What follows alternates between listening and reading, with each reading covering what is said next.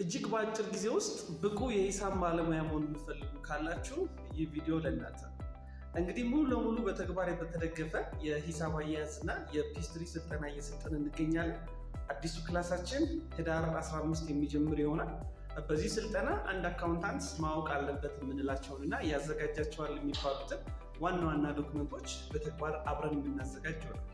ለምሳሌ ለኢንተርናል ፐርፐዝ ከምንጠቀማቸው ውስጥ ሲፒቪ ወይም ባንክ ፔመንት ቮቸር ወይም ቼክ ፔመንት ቮቸር የምንለው፣ ፔቲ ካሽ ፔመንት ቮቸር የምንለውን፣ ጂአርኤን የምንለውን፣ ጄቪ የምንለውን እና ሌሎች መሰረታዊ ለኢንተርናል አካውንቲንግ ፕሮሰስ የምንጠቀማቸው ዶክመንቶች እንዴትና መቼ ይዘጋጃሉ በተግባር የምናይ ይሆናል።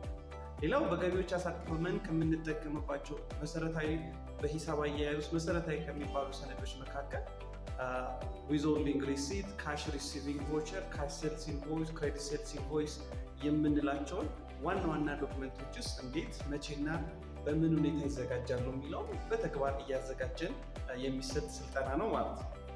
ሌላው ይህ ስልጠና አንድ አካውንታንት በየወሩ የሚሰራቸውን ሙሉ ለሙሉ በተግባር የተደገፉ ስልጠናዎችንም እንሰጣለን። ማለትም የሰራተኞችን ደሞዝ ወይም ፔሮል መስራት በኤክሴል እንዲሁም ደግሞ ኢንካም ታክስ እና ፔንሽኑን በፔሮሉ መሰረት ዲክላሬሽን ፎርሙን በመሙላት ለገቢዎች ማሳወቅ።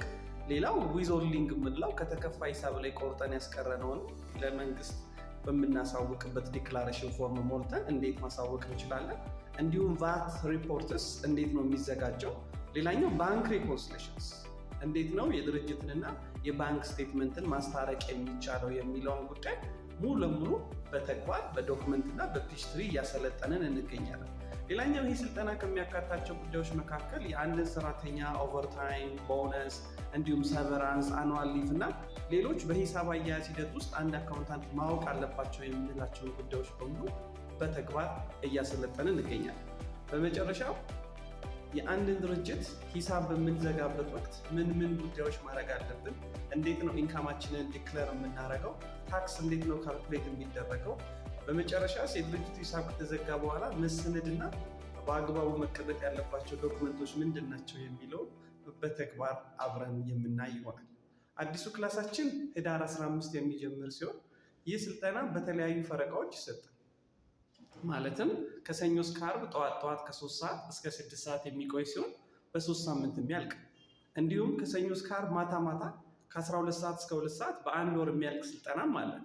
ለቅዳሜና እሁድ የሚመቻቸው ቤተሰቦችም ቅዳሜ ከ8 ሰዓት እስከ 12 ሰዓት እንዲሁም እሁድ ጠዋት ከ3 ሰዓት እስከ 6 ሰዓት ለአንድ ወር ከ1 ሳምንት የሚቆይ ሙሉ ለሙሉ በተግባር የተደገፈ የሂሳብ አያያዝ እና የፒስትሪ ስልጠና እየሰጠን እንገኛለን። እዚህ ጋር